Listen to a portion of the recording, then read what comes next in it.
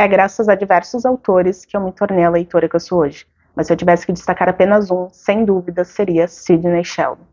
Nenhum outro escritor teve o impacto que ele teve na minha formação de leitora. E quando eu descobri que existe a autobiografia dele, eu quis ler o mais rápido possível. Eu concluí recentemente essa leitura e hoje eu venho aqui conversar sobre O Outro Lado de Mim, o livro de memórias desse grande mestre do romance.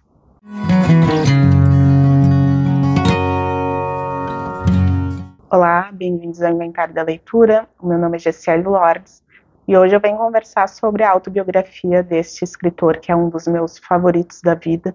Foi graças ao Sidney Sheldon que eu me tornei uma leitora, que eu comecei a devorar um livro atrás do outro. Eu tenho um vídeo aqui no canal onde eu explico o começo da minha jornada literária e eu cito o Sidney Sheldon. Mas hoje a gente vai conversar um pouco sobre a vida desse grande escritor que teve muitos altos e baixos e que teve muitos episódios dignos da sua obra de ficção. Bom, esse livro, O Outro Lado de Mim, ele foi lançado em 2005, apenas 2 anos antes do falecimento do Sidney Sheldon. O Sidney, e aqui eu vou ter a liberdade de chamar ele de Sidney porque a gente passou muitos anos juntos, então eu já sou íntima dele. O Sidney faleceu no dia 30 de janeiro de 2007. Uma coincidência é que justamente nesse dia era meu aniversário. Para uma adolescente isso foi muito terrível, saber que o seu escritor favorito faleceu no seu aniversário, mas felizmente naquela época as informações demoravam para chegar, então eu descobri apenas alguns anos depois. De qualquer forma, ele falece então no dia 30 de janeiro de 2007, esse livro sai em 2005. Então, basicamente, ele podia contar aí tudo o que ele viveu, ele já estava com 80 e poucos anos na época, e a vida dele foi incrivelmente tumultuada, porque ele não começou como romancista, O grande start da vida dele foi em Hollywood como roteirista. Mas o caminho para ele chegar até Hollywood foi bem difícil, foi muito desafiador, começando pela convivência na sua casa com os seus pais. Então ele nasceu em 1917, final da Primeira Guerra, lá em Chicago, nos Estados Unidos.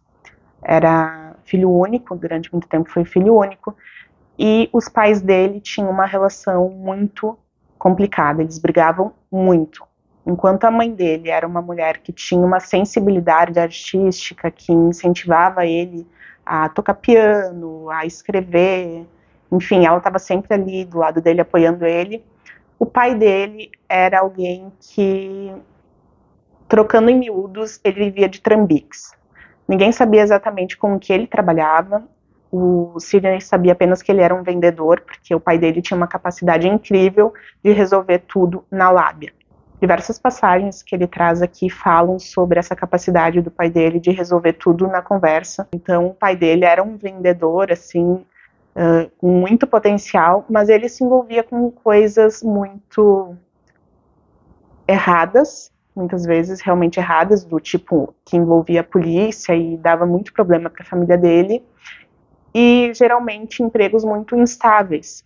Uma hora a família estava morando numa cobertura, numa cidade super desenvolvida, vivendo do bom e do melhor, e no dia seguinte, sem nenhum tipo de explicação, eles tinham que recolher tudo e ir por um apartamento minúsculo na periferia, passando diversas necessidades. Tudo por causa dessas atividades que o pai dele exercia, que ele próprio não sabia exatamente o que eram. E por essa divergência de personalidades, os pais dele brigavam muito e ele estava sempre ali no meio dessa briga. De qualquer forma, ele não retrata o pai dele como sendo uma pessoa má. Era apenas esse pai que não passava segurança para o lar, para a família. Então, o Sidney Sheldon, ele teve a necessidade de começar a trabalhar muito cedo, não apenas porque ele tinha esse desejo de se tornar alguém, de ser alguém importante, que é algo que ele teve desde pequeno, mas porque ele também precisava ajudar a família. Como o pai dele tinha essa instabilidade, a mãe dele trabalhava em lojas de departamento de domingo a domingo e ele tinha que ajudar em casa também. Então o livro, ele começa contando o episódio que aconteceu quando o Sidney tinha 17 anos. Então, se ele nasceu no fim da Primeira Guerra, a juventude dele foi marcada pela Grande Depressão. Um momento terrível da economia, já estava ruim para todo mundo, Mas para a família dele isso foi ainda mais complicado, porque eles nunca foram muito bem estabelecidos. Então o Sidney consegue um emprego como entregador em uma farmácia, mas não apenas por causa do salário.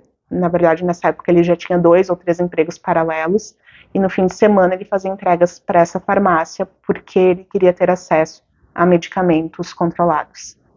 E daí vocês já podem imaginar qual que era o pensamento dele para ter acesso a esses medicamentos, né? Ele sofria de uma depressão muito profunda. Depois de muitos anos, ele vai descobrir que ele era bipolar, e isso interferiu em diversos momentos da vida dele. Ele tinha uma síndrome de impostor muito forte.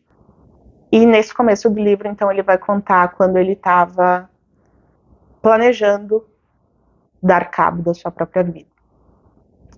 Felizmente, acontece uma situação, ele desiste disso, e ele começa aí a sua jornada para se tornar um grande roteirista. Ele começou escrevendo já para o jornal da escola, ele sempre foi um menino mais introspectivo, porque como ele se mudava muito, ele não conseguia desenvolver amizades, ele não conseguia estabelecer relacionamentos muito sólidos com outras crianças, com outros jovens, que ele passava muito tempo na biblioteca. Então ele acabou lendo muita coisa e ele escrevia também. A primeira área artística e criativa a qual ele se dedicou foi a composição de músicas. Ele tinha uma habilidade muito grande de compor músicas, mas era muito difícil que ele conseguisse gravar essas músicas. Então, para ele tentar a vida em rádios, com produtoras musicais, ele sai de Chicago e vai para Nova York. Só que lá também era muito difícil conseguir alguém que aceitasse o trabalho dele, porque é aquilo, né? É alguém vindo de Chicago, que não tem contato nenhum. Ele começa trabalhando como lanterninha em um cinema, porque afinal ele precisava se manter enquanto ele não conseguisse ninguém que aceitasse o seu trabalho como compositor de música. E nesse cinema ele vai assistir muitos filmes, né? Porque ele era lanterninha. Então ele vai ali observando a composição dos filmes, ele vai se familiarizando com os grandes astros e estrelas do cinema daquela época. E tem um episódio aqui que eu achei muito interessante, que tem um momento em que o porteiro desse cinema, ele fica uns dias afastado, e o chefe lá do cinema coloca o Sidney para ser porteiro. Naquela época o porteiro era um cara que as pessoas passavam e ele ficava dizendo, garante seu ingresso, não há filas, meio que chamando o povo para dentro do cinema. Mas era algo muito automático, né? O porteiro ficava o tempo todo repetindo essa mesma frase, sem muita vida, sem muito ânimo. E quando o Sidney vai ocupar esse posto temporário de porteiro, ele começa a melhorar essa performance, ele começa a dramatizar a resenha dos filmes. Então, quando era um filme do Tarzan, por exemplo, ele fazia ali o urro do Tarzan, ele fazia sons de animais, ele começou a fazer coisas mais elaboradas, e as pessoas começaram a ir mais no cinema. E tem até um momento em que ele conta que os outros funcionários dos outros cinemas iam até o cinema em que ele trabalhava para observar ele, porque os donos dos outros cinemas queriam saber como que o cinema que o Sidney trabalhava estava conseguindo atrair tantas pessoas. Então, ele se tornou assim uma referência para esses outros profissionais. E isso acontece em todo lugar em que o Sidney trabalhava. Quando ele vai trabalhar numa loja de sapato, por exemplo, porque ele teve vários subempregos, assim, né? Enquanto ele não conseguia se inserir ali no mundo artístico, ele tinha que ir sobrevivendo como dava. E ele sempre teve essa visão de ser o melhor. Então, ele chegou numa loja de sapato, ele já se via como gerente. Ele nunca se imaginava como alguém que ia ficar embaixo, sabe? Ele sempre tinha essa visão de crescer, de ser grande, de fazer a diferença. Só que, como eu disse, ele era bipolar. Então, a instabilidade de humor dele foi algo que prejudicou ele em diversos momentos. São muitas as passagens aqui em que ele está ali lutando, se esforçando para conseguir alguma coisa, para conseguir um contrato, para entrar numa produtora, enfim, para fechar um negócio.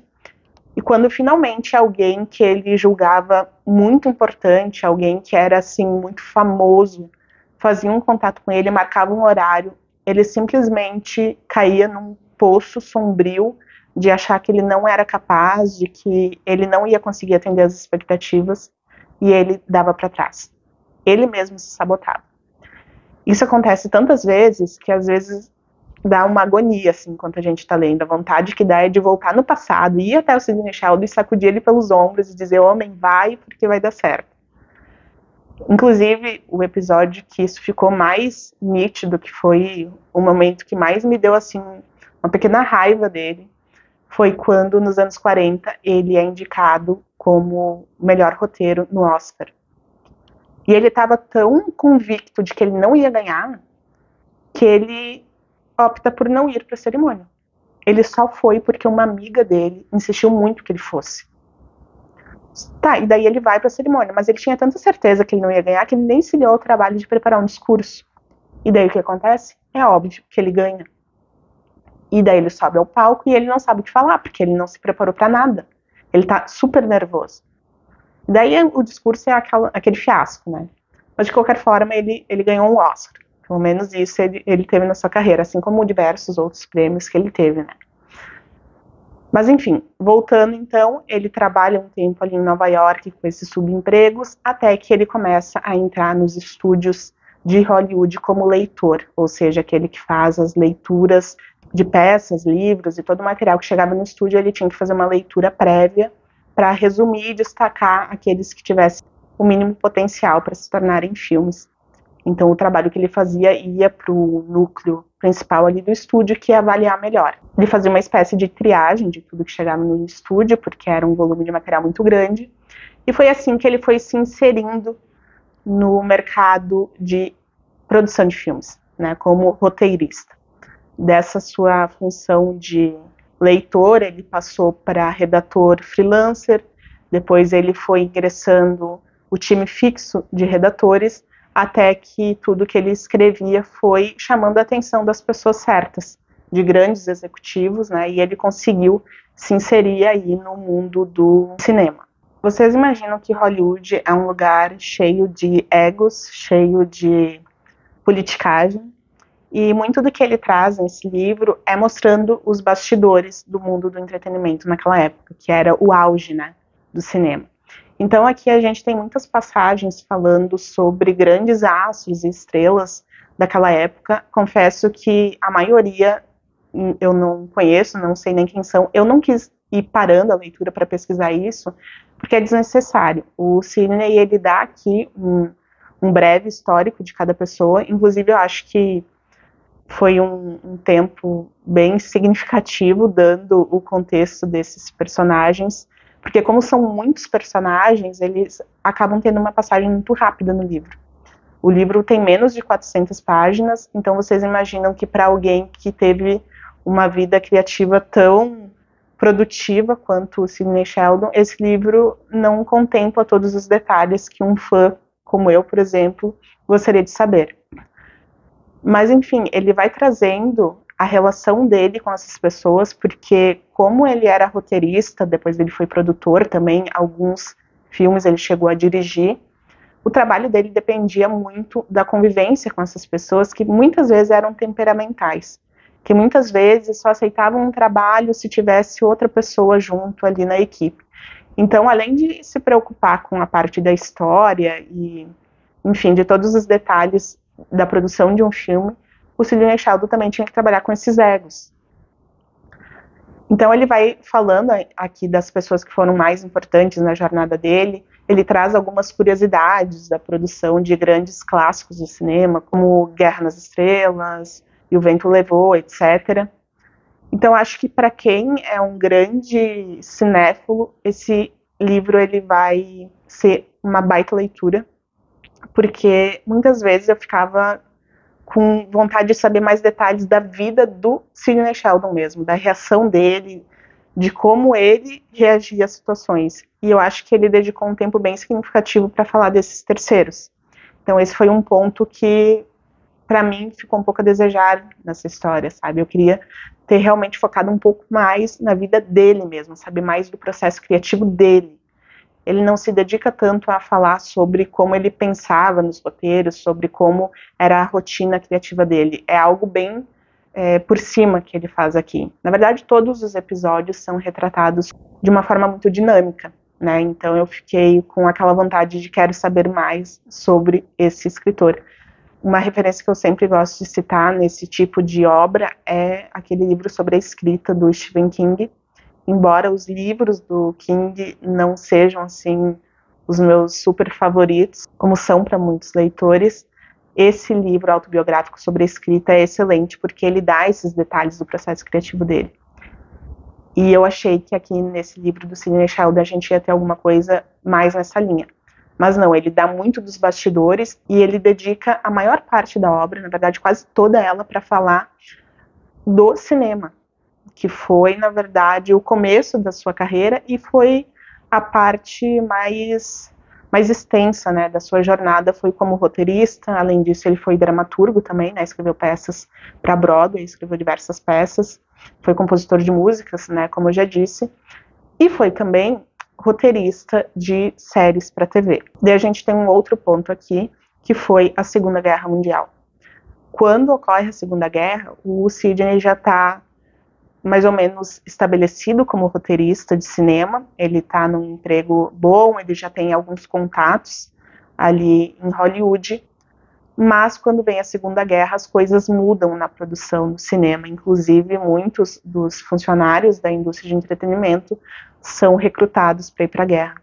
E o Sidney Sheldon, ele também vai fazer um curso para ser piloto, então ele fica durante muito tempo ali aguardando ser chamado para o combate. No fim, acontecem algumas situações ali que fazem com que ele seja dispensado. Mas ali acontece uma instabilidade no mercado do cinema, porque depois da Segunda Guerra, quando o conflito já tinha encerrado, a população já não vai mais tanto ao cinema. Já existe aí a TV, e a TV começa a ocupar um espaço muito grande, né, no tempo que as pessoas dedicavam ao entretenimento. Acontecem algumas alterações nas relações comerciais entre os estúdios e os cinemas, por exemplo. Então, naquela época, quando um estúdio vendia um filme que era um grande sucesso para uma rede de cinema, para uma sala de cinema, existia uma venda casada. Então, a sala, para ter um grande sucesso, ela era obrigada a comprar outros 4 filmes mais secundários, assim, que não iam ter tanta bilheteria. Mas era uma venda casada, era uma política do estúdio. Só que daí o governo interferiu nisso e proibiu esse tipo de venda. Então aí já cai bastante a receita da indústria cinematográfica. Além disso, a Europa começa a produzir muitos filmes também. Então tudo isso vai enfraquecendo a indústria do cinema ali nos Estados Unidos, e o Sidney Sheldon também acaba sentindo um pouco disso. E como ele viveu o auge do cinema, ele ganhou muito dinheiro, muitas oportunidades, só que ele nunca se preocupou muito em economizar dinheiro. Então ele chega em um momento assim bem preocupante, em que ele não tinha nem dinheiro para a hipoteca da casa dele. Ele chega ao ponto de a babá dele emprestar dinheiro para ele, porque realmente quando ele estava ali no auge do cinema e da sua carreira, ele ficava ali indo em jantares, ele ficava indo em cruzeiros, assim esbanjando. Porque a gente sabe que nesse tipo de trabalho, esse tipo de evento também é uma espécie de network, né? Ele fazia trocas, geralmente ele saía desses jantares, desses eventos sociais com, no mínimo, algum contato, algum tipo de negociação já iniciada, mas ele nunca se preocupou muito em fazer um pé de meia. Então ele sentiu bastante quando tem esse declínio da indústria do cinema. Inclusive ele chegou ao ponto de, em um estúdio em que tinha 150 roteiristas, ele ser o único roteirista. Imaginem isso, né, depois da Segunda Guerra. Imagina como está hoje, né? Deve ter só uma IA lá fazendo roteiro. Mas enfim. Bom, e daí o cinema estava em decadência e a TV estava com tudo, né? As pessoas estavam assistindo TV. Só que a galera que surgiu no cinema, que fez o seu nome no cinema, eles olhavam com maus olhos para quem trabalhava para a TV.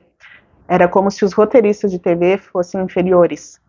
Então o Sidney Sheldon, ele até recebeu propostas para ser roteirista de TV, mas ele não queria aceitar, porque ele achava que isso era se diminuir. Até que ele recebe uma ligação de alguém lá da indústria da TV pedindo para ele desenvolver o roteiro de uma série. No início ele não quer, mas aí essa pessoa convence ele a pelo menos almoçar com a atriz que faria a protagonista.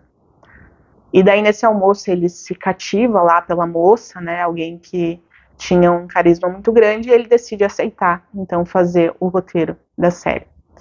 E aí que ele começa a escrever para TV, e é quando ele começa a escrever Ginny é um Gênio, que foi uma série que foi ao ar nos anos 60, lá nos Estados Unidos. Na verdade, era uma série que concorria diretamente com A Feiticeira, que era uma outra série que tinha muitos elementos parecidos, né? As duas falavam de uma mulher bonita com poderes sobrenaturais e tinha ali uma relação com outro homem. Não sei se vocês assistiram essa série, mas ela foi dublada aqui no Brasil também, não vou lembrar o canal, mas eu lembro que eu assistia quando eu era criança. Inclusive, uma coisa que eu nunca tinha notado e que ele cita aqui no livro é que eles não podiam mostrar o umbigo da atriz que fazia a Ginny, porque os executivos ali da produtora tinham uma preocupação muito grande que o programa não fosse apelativo, não tivesse vulgaridade, porque era para ser um programa que pudesse ser visto em família, coisas assim. Então ele dá vários detalhes de como eles se preocupavam em fazer a gravação sem que tivesse uma conotação sensual ali por parte da protagonista. E aqui também ele vai falar sobre diversos problemas que ele teve no set por causa do temperamento dos protagonistas, especialmente do protagonista, né, o mocinho ali da história que tinha inveja da atriz principal e tudo mais. Então ele estava sempre ali fazendo os malabarismos para que as coisas fluíssem sem grandes problemas. Até que, por fim, um executivo lá do canal quis interferir na história e a série acabou depois de 5 temporadas. E daí a gente está chegando nos anos 70 e o Sidney ele tinha uma premissa na cabeça de fazer uma história envolvendo um psiquiatra. Só que ele não conseguia muito bem transformá-la em roteiro. Então ele pensou, de repente eu vou escrever ela como romance e ver no que dá, né? Ele começou assim de uma forma bem despretensiosa o romance, inclusive como todas as outras funções que ele teve no mundo criativo, ele achava que ia ser um péssimo escritor. Ele escreveu ali o primeiro esboço apenas para tirar a ideia da cabeça. Ele não conseguia ficar muito tempo com uma ideia na cabeça, ele precisava colocar para fora de alguma forma. E essa ideia, então, ele colocou no formato de romance, ligou lá para um conhecido que tinha um agente literário e enviou para esse agente sem nenhuma expectativa, né? Ele achou que não ia dar em nada. O agente, obviamente, adorou a história e lançaram, então, A Outra Face. Foi o primeiro romance do Sidney Sheldon, né? A sua estreia como romancista. Então, esse livro, ele ganhou o prêmio Edgar Allan Poe de romance de estreia e melhor livro do ano, se não me engano. Então, já colocou ele aí no top das paradas literárias, né? Ele teve excelentes críticas e ele começou a escrever. Ele percebeu que a escrita do romance dava muito mais liberdade para ele, porque ele não precisava ficar se preocupando com egos do elenco, ele não precisava ficar correndo atrás de diretor, de produtor. Ele conseguia trabalhar sozinho, ele ficava dedicado exclusivamente ao desenvolvimento da história, né? A parte criativa, que era o que ele realmente queria. Então foi assim um novo universo que ele descobriu com o romance e ao qual ele passa a se dedicar, né, a partir aí da década de 70. Só que aqui no livro ele dedica muito pouco tempo para falar dos romances. O livro tem 370 e poucas páginas e eu já tinha passado da página 350 e nada dele falar dos romances. E eu pensei, meu Deus, será que ele não vai falar dos livros? E é só ali no fim, inclusive o pós-fácil desse livro é onde ele mais vai falar da sua carreira literária. Então é outro ponto assim que eu fiquei um pouco chateada, porque eu achei que ele ia falar mais dos livros, né? Porque afinal é o que eu mais gosto de tudo que ele produziu, são os livros. E ele fala muito pouco sobre isso aqui. Ele vai resumir bem, ele vai dizer que como ele descobriu que ele ia ter muito mais autonomia como romancista, ele começa a viajar para outros países para fazer as pesquisas sobre as obras que ele vai fazer. Ele diz que sempre que ele citava um outro país, um outro lugar nas suas obras, ele antes visitava esse país. Então é basicamente isso que ele diz. Daí ele dá uma pincelada bem rápida sobre as obras que ele escreveu ali, as principais, e é basicamente isso que ele vai falar sobre os livros. Então eu senti muita falta de ter um pouco mais de desenvolvimento na parte da criação literária. Mas de qualquer forma, foi um livro, como tudo que o Sidney Sheldon escreve, Foi uma leitura que voou para mim, eu fiquei devorando essa história, acho que eu li em 2 dias, porque é realmente muito fácil de ler isso. Embora, como eu disse, ele cite muitos nomes, muitas situações ali que aconteceram em Hollywood, ele sempre dá um pequeno contexto sobre as pessoas que ele vai citar. Mas tem algumas situações que realmente eu queria que fossem mais bem desenvolvidas, né, que fossem mais aprofundadas, especialmente sobre a vida dele. Por exemplo, ele não dá tantos detalhes sobre a sua vida amorosa. Ele dá alguns indicativos de que ele foi alguém mulherengo, né, por assim dizer. Ele foi casado 2 vezes. E em relação à vida pessoal dele, eu acho que a parte mais tocante, assim, dessa história é em relação ao segundo filho dele. Teve uma situação bem, bem delicada que ele passou. Não vou contar aqui porque eu acho que é interessante descobrir na leitura, mas foi um episódio, acho, que mais abalou ele emocionalmente, tirando, é claro, o fato de que ele era diagnosticado com bipolaridade. Inclusive, ele vai dizer que a bipolaridade foi algo que ajudou ele a ter uma visão um pouco mais complexa, né, sobre os seus personagens. Mas eu também queria ter entendido quais foram as grandes referências dele. Por exemplo, ele disse que passava muito tempo em bibliotecas, mas que tipo de livros ele lia, né? Quais os grandes nomes que formaram o repertório dele. Então a gente fica sabendo assim alguns livros, alguns filmes que ele consumia, mas de uma forma muito subentendida. Então tem um momento em que ele vai descrever uma atriz, se eu não me engano, e ele vai dizer que a vida dela era digna de um personagem do David Copperfield, por exemplo. E isso dos clássicos também achei curioso, porque teve 2 oportunidades, pelo menos, que ele quase trabalhou na produção de grandes clássicos, que foram Orgulho e Preconceito e 1984. Mas aí sempre acontecia alguma coisa que tirava ele desses trabalhos. Mas, de qualquer forma, é um livro muito legal, um livro que passa voando e que eu recomendo para todos que, assim como eu, são Sheldon Nets, né? São grandes fãs do Sidney Sheldon. E depois dessa leitura, só me resta agora reler os livros do Sidney Sheldon. Eu já comentei aqui em alguns vídeos que eu queria muito reler, mas sempre que eu penso em releituras, eu penso nas tantas leituras que eu ainda não fiz e que estão na fila. Mas depois desse livro, eu acho que eu vou dar um jeito de encaixar pelo menos 1 ou 2 releituras do Sidney Sheldon no meu cronograma, né, de leituras. E como eu comentei no vídeo em que eu falo sobre os autores que me formaram como leitora, eu nem consigo lembrar exatamente quais os livros do Sidney Sheldon que eu já li, porque eles realmente têm muitos elementos em comum, né? Geralmente é uma protagonista mulher, envolve traição, envolve vingança, envolve uma empresa, uma herança, alguma coisa, um volume muito grande de dinheiro. Então, eu não lembro exatamente quais que eu li e quais que eu não li. Mas, de qualquer forma, eu sei que eu vou adorar qualquer coisa que eu for ler dele hoje. Embora o meu gosto esteja mais refinado, eu nunca vou perder, pelo menos, esse elo nostálgico. Então, pessoal, fica aí a dica, O Outro Lado de Mim. Inclusive, esse é um título bem sheldoniano, né? Porque é sempre assim os títulos dele, O Outro Lado da Meia-Noite, A Outra Face, O Reverso da Medalha. Então fica aí a dica dessa biografia, todo fã de Sidney Sheldon deve ler. E queria que tu comentasse aqui qual foi a tua melhor leitura desse escritor, se ele também foi importante na tua formação literária. E te peço que tu já deixe o teu like, se inscreva no canal para acompanhar as próximas resenhas, porque quem sabe não vem aí resenhas de releituras, né, do Sidney Sheldon. Te agradeço pela companhia, um abraço e até mais.